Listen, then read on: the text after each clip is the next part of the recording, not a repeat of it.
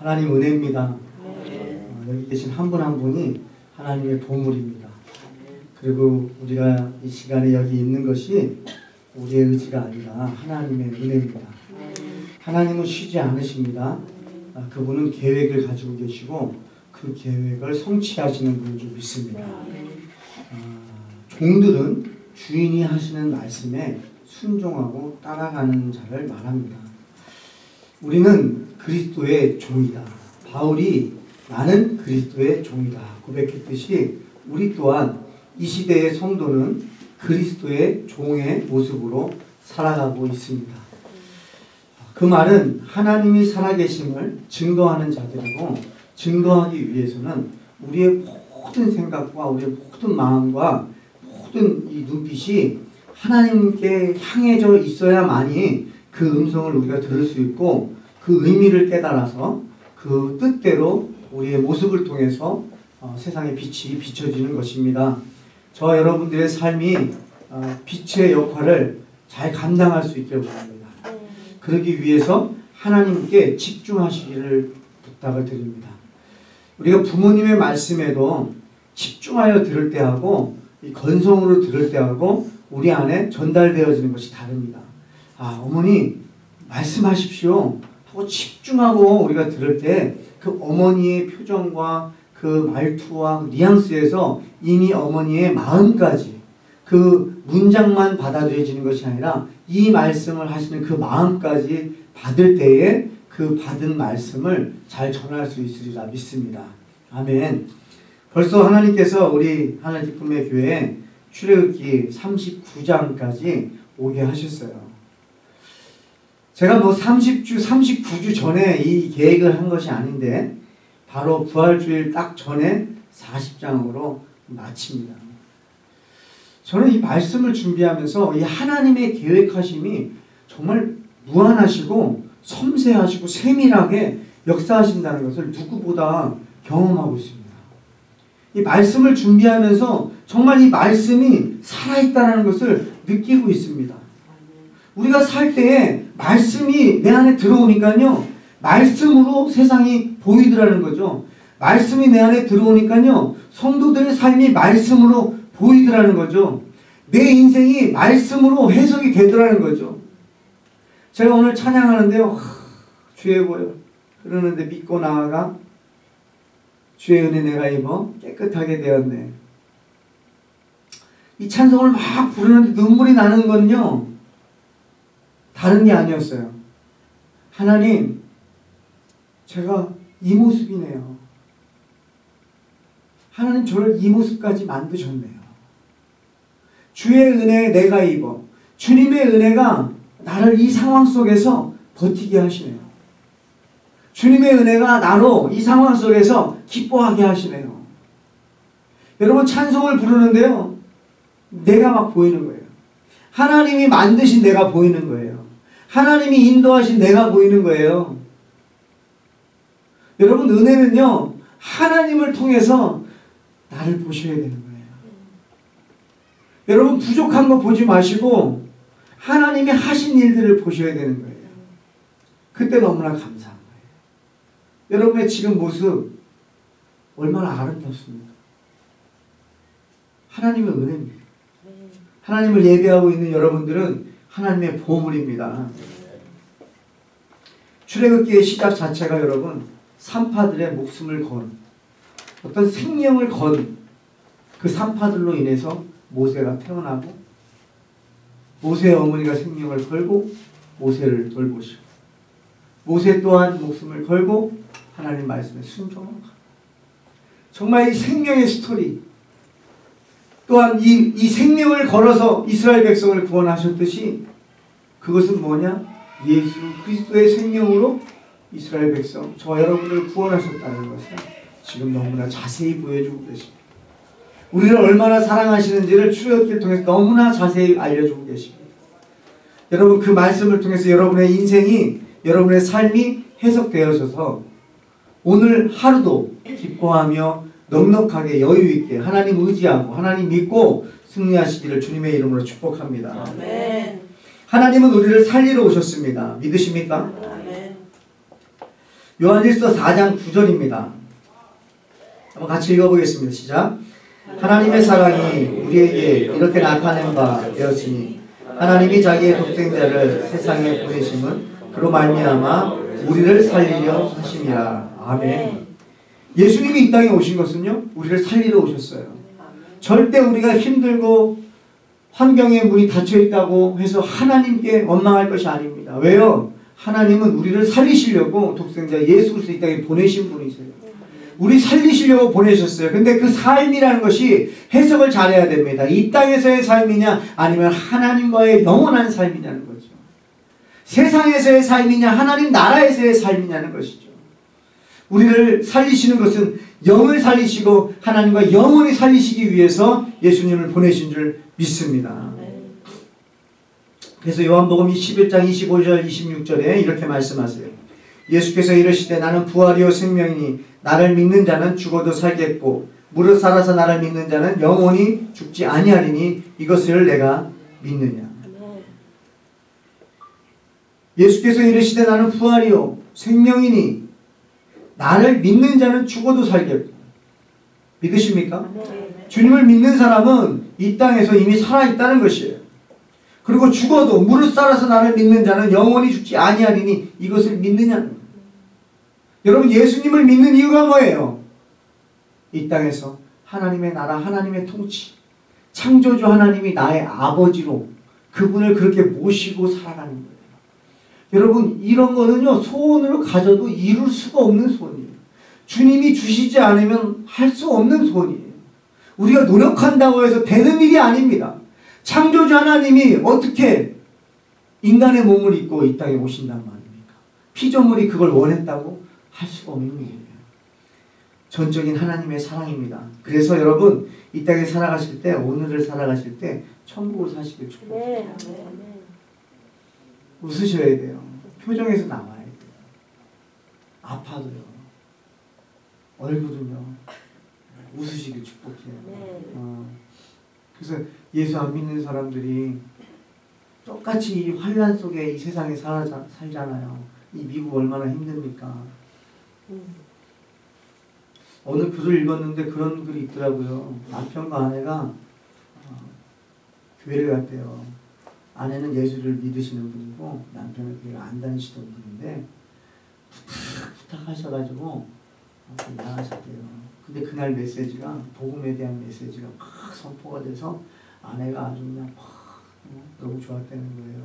그래서 내 남편이 예수님을 좀 이제 느끼겠다 해서 이제 목사님이 이제 콜을 하신 거예요. 이제 예수님을 나의 구주로 영접하실 분들은 자리에서 일어나십시오. 아내가 툭툭 건드렸다는 거예요. 일어날 것 같아서 이렇게 툭툭 건드렸는데 몇 번을 건드려도 남편이 꿈쩍을 안 한 거예요. 그러고서 이제 예배는 마치고 집에 돌아가는 길에 차 안에서 남편이 이렇게 고백을 하더래요. 당신 내가 그때 왜 반응을 안 했냐면 생각해봤는데 당신은 예수 믿는 사람이고 나는 예수님을 안 믿는 사람인데 내가 삶 속에 생활하면서 당신하고 나하고 다른 점을 별로 못 봤다.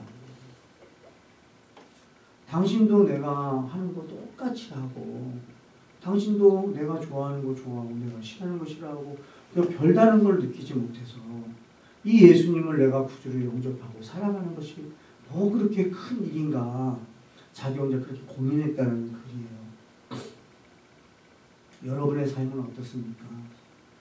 정말 내가 가까이 있는 사람이 나를 보면서 이 사람은 나랑 뭔가 다르다. 이 사람은 분명히 고민이 있고 지금 걱정이 많을 텐데 왜요? 한 가족인데요.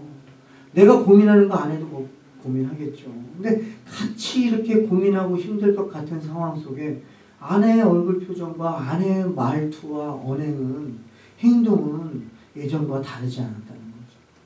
나는 환경에 의해서 좋기도 하고 나쁘기도 하고 짜증도 내고 화도 내고 나는 이 환경이 나를 막 흔드는 대로 살아가는데 예수 믿는 사람은 내 아내는 내 남편은 요동하지 않더라는 거죠.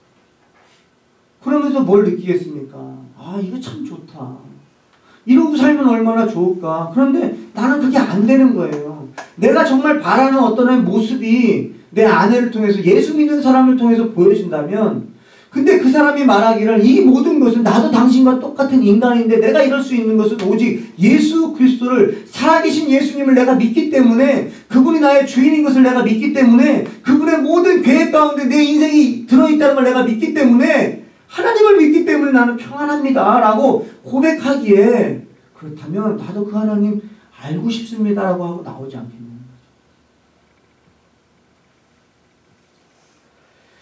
여러분 예수 믿는 게요 그냥 가만히 있다가 믿어지는 게 아닌 것 같습니다. 누군가는 희생을 하고 누군가는 그 복음의 빚진 자가 된 거죠. 아 내가 이 복음의 빚을 졌다는 거죠. 이 바울이 고백하는 것처럼 이 복음의 빚을 지니까 여러분 갚아야 되지 않습니까? 세상에서 갚잖아요. 그런 것처럼 그런 마음으로 복음의 빚진 자의 마음으로 살아가는 그리스도입니다. 그렇게 사시길 축복합니다. 원하세요? 네. 근데 이것을 우리가 원하고 노력한다고 되는 것이 아니라 성령님이 역사해 주셔야 됩니다. 요한복음 14장 26절입니다. 같이 한번 읽어보겠습니다. 보혜사 곧 아버지께서 내 이름으로 보내실 성령 그가 너희에게 모든 것을 가르치고 내가 너희에게 말한 모든 것을 생각나게 하리라. 아멘. 여러분 우리가 말씀을 듣고 들어오는 말씀들이요 삶 속에 생각난다는 거예요. 그래서 여러분들 때를 얻든지 못 얻든지 여러분 꼭 구하셔야 되는 것이 있는데 그것은 뭐냐면 성령님입니다. 성령님 도와주세요. 여러분 우리가 생각을 많이 하는 것보다 그 생각할 시간에 성령님을 찾으세요.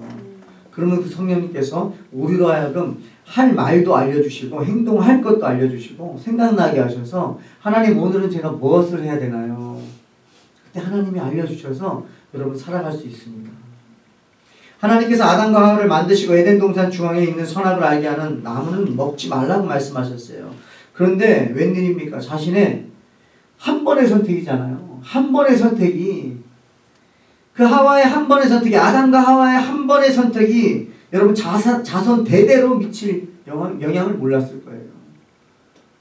그 한 번의 선택이 죄가 들어옴으로써 범죄케 됨으로 하나님과 끊어지게 되고 모든 사람은 영원히 꺼지지 않는 불 속에 지옥에서 살아가는 그런 인생이 되어버렸다는 거예요. 한 번의 선택이에요.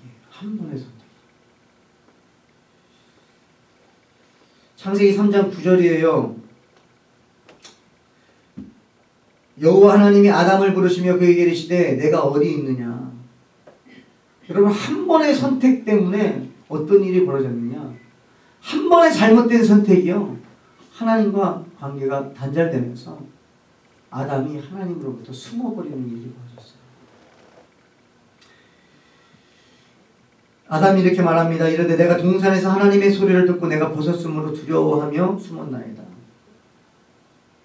하나님을 믿지 않는 사람에게 교회 가자고 권하면요 쉽게 가지 않습니다. 교회가 그렇게 가기가 어려운 곳인가 라는 생각을 제가 다시 한번 했어요. 여러분 교회가 정말 그렇게 가기가 어려운 곳인가.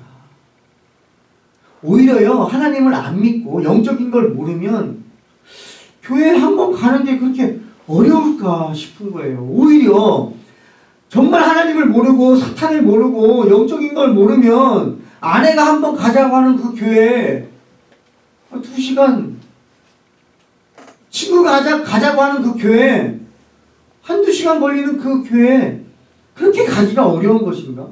왜 이렇게 교회를 거부하지? 왜 교회 가는 것을 그렇게 어려워하지? 왜 이렇게 고민하지? 그것도 참 이래서 정말 사탄의 역사가 있다. 여러분 놀러가고 여행가고 내가 알지도 못하는 것도요 내가 가자고 하면 가는 사람들이 얼마나 많습니까? 남 믿고 가는 거 아닙니까? 내가 가자고 하면요 내가 관계에 있는 사람들은요 내가 가자고 하면 묻지 마. 내가 오늘 내 좋은 데 데려갈 테니까. 그러면 이 사람 믿고 그냥 따라가는데요. 교회를 그렇게 거리를 두고 힘들어하는 경우들을 봅니다. 왜 그래요?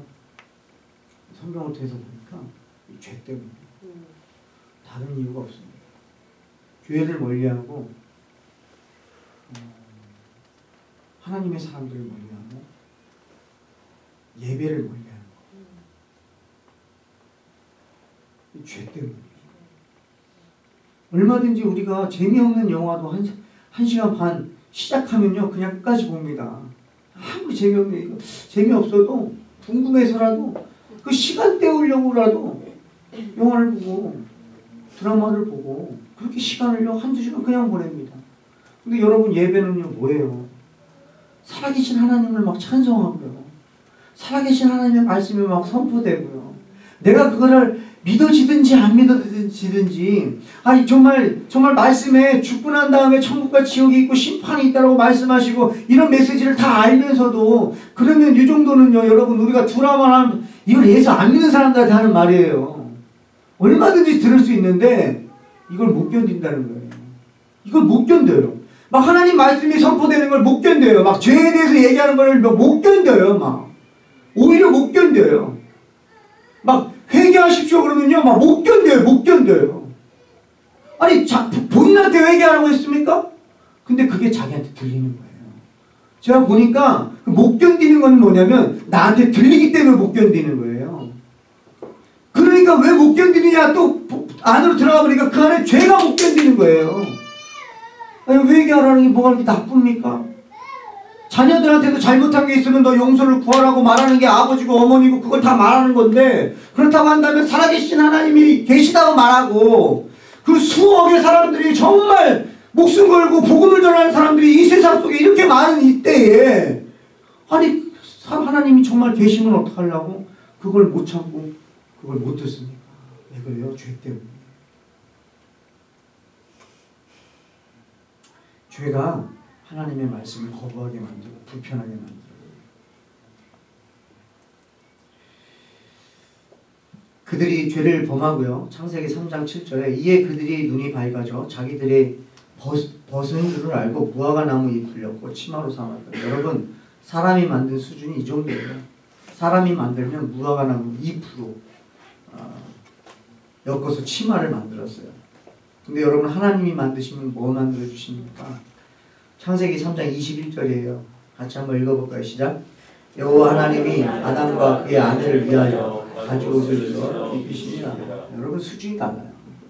사람이 만드는 옷은요 무화과 나무 잎 정도밖에는 만드는 수준이 안 돼요. 근데 죄를 범한 그 자녀들을 위해서요 하나님 아버지는요 가죽 옷으로 제대로 입혀주시는 거예요.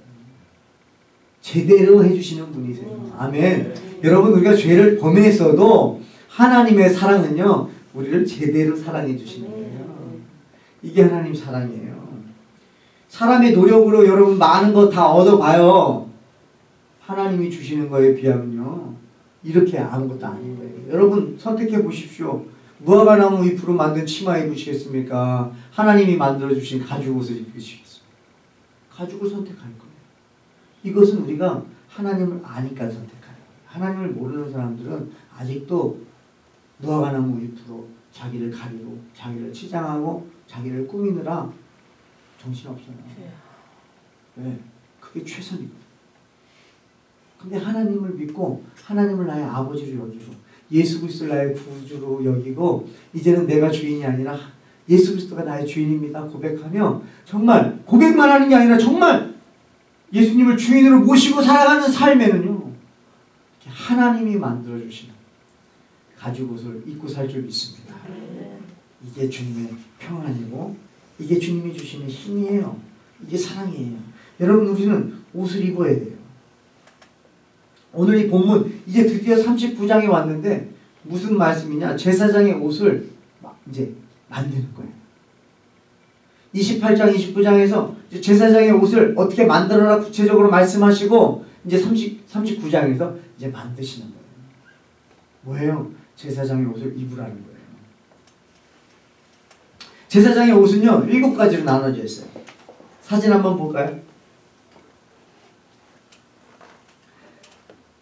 첫 번째는요 속옷이에요. 두 번째는 에봇 받침 겉옷이에요. 그 다음에 에봇입니다. 그 다음에 흉패예요. 흉패. 그리고 띠예요.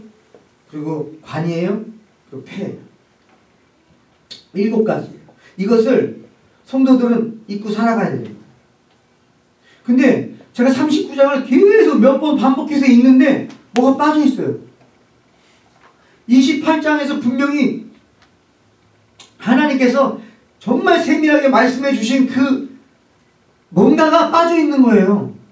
그래서 다시 28장을 읽어봤어요. 뭐가 빠졌나? 아, 이거 빠졌는데 왜 안 나오지? 그리고 39장을 계속 몇 번 읽었는데 없는 거예요.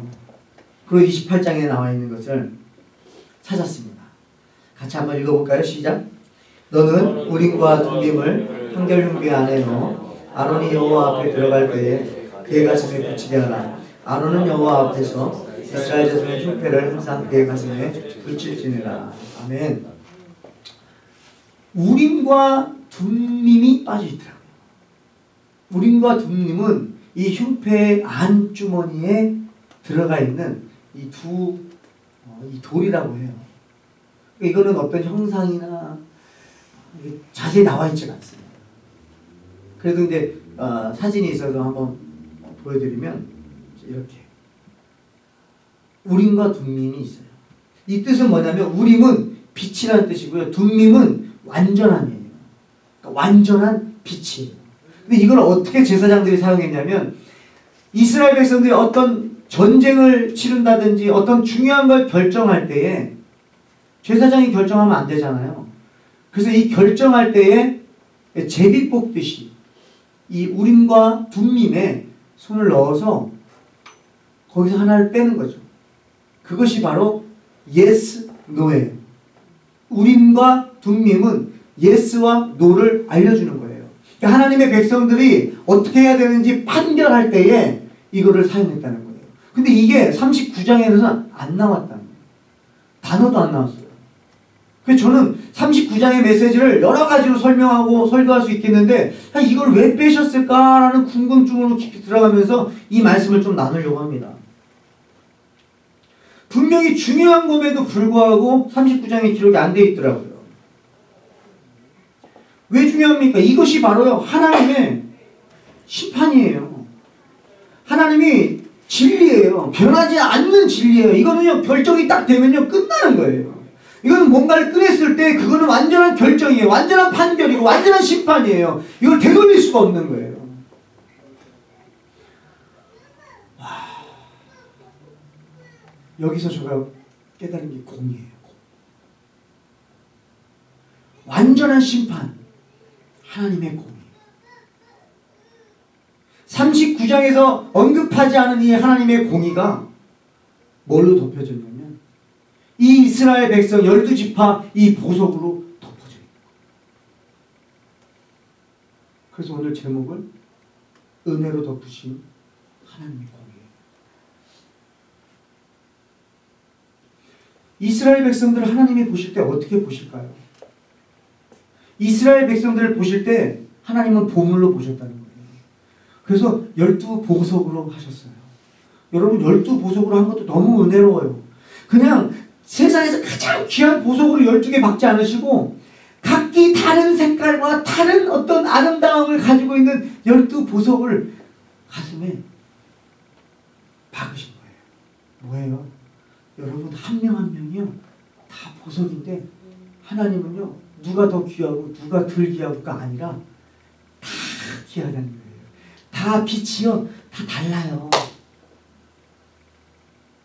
다 모습이 다른데 다 다른데 하나님이 보실 때는요 다 보석이라는 거예요. 근데 이 보석이 어떻게 보석이 됐느냐? 출애굽할 때 10번째 재앙 어린 양의 보혈 이 백성들이 출애굽했잖아요. 어떻게 이 백성들이 보석이 됐느냐? 예수 그리스도의 보혈로 덮으신. 아멘이세요? 여러분 우리가 나는 하나님의 보물입니다라고 외치는 게 그냥 기분 좋으라고 외치는 게 아니라 정말로 사실이기 때문에 외치는 거예요. 거부할 수가 없어요 여러분. 왜냐하면 하나님이 그렇게 결정을 해버리셨어요. 그래서 예수 그리스도를 십자가 못 박혀 죽으시고 각을 뜨셔서 모든 물과 피를 흘리게 하셔서 그 물과 피로 우리를 깨끗하게 씻겨주신 줄 믿습니다. 그걸 믿는 자들을요 하나님이 보물이라고 합니다. 근데 그 보물로요 이 우림과 둠밈을 덮으셨다. 제가 오늘 이게 너무 은혜가 돼요. 여러분, 세상이 얼마나 악합니까? 세상이 악하다는 것은요, 다른 것이 아니라 하나님을 안 믿어요. 하나님을 부인하고 있어요. 교인들도, 교회 다니는 사람들도 하나님을 부인하고 있으니, 아까 말씀드렸다시피 교회 다니는 당신과 내가 다른 점을 찾지 못하는데 내가 굳이 시간을 들이고 내가 굳이 헌신할 이유를 찾을 수 없다. 당신과 내가 다른 것이 없는데 내가 왜 예배하고 거기에 시간을 투자하고 당신처럼 내가 왜 살아야 되는가? 이유가 없다. 세상이 이렇게 악해요. 세상은요, 바론을 통해서 모세를 유혹하잖아요. 애굽에서 예배해라고. 그건 안 된다고 하니까 그러면 멀리 가지 마. 세상은 지금도 썬데이 크리스천들을 만들어가고 있어요. 사탄은 지금도 썬데이 크리스천을 계속적으로 만들어가고 있단 말이에요. 주일날만 갔다 와라. 예배만 2시간 드리고 와라. 더 이상 시간 투자하지 마라. 바로가 한 거예요. 바로가. 출애굽기 8장에 나와 있는 말씀이에요. 근데 그게 지금도 보여주고 있다는 거죠. 여러분, 세상이 이렇게 악해요. 그러면 하나님이 보실 때 어떻게 해야 돼요? 진멸할 수밖에 없어요. 하나님이 세상을 진멸할 수밖에 없어요. 영원히 꺼지지 않는 불 속에 모든 영혼들은 다 들어갈 수밖에 없는, 이게 하나님의 공이에요. 이건 결정하신 거예요. 예수님을 나의 구주로 영접하지 않으면 지옥 가면 하나님이 판결 내리실 거예요. 이건 변할 수가 없어요. 그렇다면 공의의 하나님께서 자녀들을 사랑하기 때문에 희생하신 거예요. 다 지옥 갈 수밖에 없는 영혼들, 이미 결정을 내렸는데 하나님이 사랑의 하나님입니다. 어떻게 당신이 직접 이 땅에 오셔서 내 죄값을 대신 짊어지시고 그 은혜로 우리가 사는 거예요. 은혜로 공의를 덮어버리시고. 여러분, 우리가 공의 하나님을 너무 무시하는 거예요. 여러분, 예수님 안 믿으면 지옥 갑니다. 협박이 아니고 예수님을 안 믿으면 지옥 갑니다. 예수님을 안 믿으면 이 땅에서도 지옥의 삶을 살아요. 예수님을 주인으로 모시지 않으면 이 땅에서 온통 환난 속에서요, 고통 속에 살아가는 거예요. 근데 예수 믿는 분들은 이 땅에서도 평안하죠. 그게 하나님의 공의예요. 성도들이 하나님의 공의를 모르면 누가 하나님의 공의를 말합니까? 나는 죽을 수밖에 없고 죄인이고 지옥 갈 수밖에 없는 나에게 하나님의 사랑이 나를 덮으셔서, 나를 하나님이 보실 때 나로 보시지 않고 예수 그리스도의 보혈을 거쳐서 우리를 보기 때문에 우리를 의롭다고 칭해 주시는 그 은혜를요, 이제는 저와 여러분들이 전해야 됩니다. 세상은 악해요. 그 악한 세상에 저와 여러분들이 은혜의 통로가 되십니다. 우리가요, 세상을 덮어야 돼요. 예수 믿는 자들이요, 악한 사람들을요, 덮어야 돼요. 베드로전서 4장 8절입니다. 같이 읽어봅니다. 무엇보다도 뜨겁게 서로 사랑할지니 사랑은 허다한 죄를 덮느니라. 아멘입니다. 저와 여러분들을 통해서 하나님이 하시고자 하는 거예요. 하나님이 먼저 사랑으로 우리의 죄를 덮어주셨듯이 우림과 둠밈을 덮을 수 있도록, 하나님이 다 진멸하지 않을 수 있도록 저와 여러분들은 세상에 빛을 보내셨다는 거예요. 여러분, 우리는요, 옷을 입어야 됩니다. 근데 내가 만든 옷이 아니에요. 하나님이 만들어주신 이 제사장의 옷을 이 신약시대의 모든 성도는 입어야 돼요. 입고 계십니까? 이 시대에 보석이 되시길 축복합니다. 그래서 우림과 둠밈을 하나님이 보시기 전에 보석을 보니까 용서가 되는 거예요. 내 딸 누구 때문에 내가 용서를 하는 거예요. 여러분, 제가 아이들을 키우면서요, 용서하는 마음이 굉장히 많아졌어요. 첫째 키울 때보다 지금 넷째 키울 때 용서의 그릇이 많아졌어요. 근데요, 저도요, 화낼 줄 알고요. 저도 무서운 사람이에요. 화내면 아이들한테 무서울 수 있어요. 근데 애들이 잘못했다고 제가 경찰서 데려갑니까? 우리 아들들이 집안에 거 뭘 부셨다고 강도 취급합니까? 아니에요. 그냥 용서해요. 왜 그래요? 내 자식. 여러분, 술을 왜 합니까? 가족이 아니니까 술합니다. 가족이 잘못한 걸 가족한테 술합니까? 정상적이지 않죠. 가족이 아니기 때문에 그래요. 하나님께서 우리를요, 우리 자녀 삼으셨어요. 그래서 우리는 그 믿는 믿음으로 총가는 거예요. 우리가 잘해서가 아닙니다. 우리는 이 시대에 하나님께서 만들어주신 그 예복을 입고 살아가는 사람입니다. 마태복음 22장 12, 13절 읽어보겠습니다. 시작. 이르되 친구여 어찌하여 예복을 입지 않고 여기 들어왔느냐 하니 그가 아무 말도 못하거늘. 거기 안 나와 있을 거예요. 이건 뭐예요? 마태복음에서 잔치를 이루었는데 잔치에 손님들이 오지 않았어요. 초청한 사람들이. 그래서 길거리 나가가지고 막 데려왔습니다. 근데 그 중에 한 명이 예복을 입지 않았어요. 되게 중요한 메시지예요. 예복을 입지 않았더니 임금이 이렇게 말합니다. 사원들에게 말하되 그 손발을 묶어 바깥 어두운 데 내던지라. 거기서 슬피 울며 이를 갈게 되리라. 성도 여러분, 예수 그리스도의 옷을 입으시길 축복합니다. 그 옷을 입고 사시길 바랍니다. 요한복음 19장 9절에 천사가 내게 말하기를 기록하라. 어린 양의 혼인잔치에 청함을 받은 자들은 복이 있도다. 여러분, 청함을 받은 여러분, 신부의 세마포를 입으시고 이 세상에 우림과 둠림을 여러분의 사랑으로, 하나님의 사랑으로 여러분을 통해서 내 주변에 있는 한 명이라도 지옥 가지 않고 심판받지 않고 영생에 이룰 수 있도록 저와 여러분들이 삶을 통해서 하나님 영광 받으실 주님으로 축복합니다. 기도하겠습니다. 하나님 감사합니다. 우리를 주님의 자녀 삼기 위하여, 우리를 용서하시기 위하여 우리에게 은혜를 베풀어 주셨습니다. 그 예수 그리스도의 그 은혜를 하나님 저희를 잊어버리지 않게 해주시고 우림과 둠림이 그 12보석 안에 늘 있다는 것을 잊지 않게 하시고 아버지, 우리가 죄와 멀어진 삶을 살게 하시고 사랑으로 죄를 덮을 수 있는 그릇들 되게 하시고 우리 주변에 있는 한 명도 빠짐없이 다 예수 믿고 구원받아 천국 삶을 살 수 있도록 그 통로가 될 수 있도록 역사해 주시옵소서. 역사하실 주님을 찬양하며 예수님의 이름으로 축복하며 기도합니다.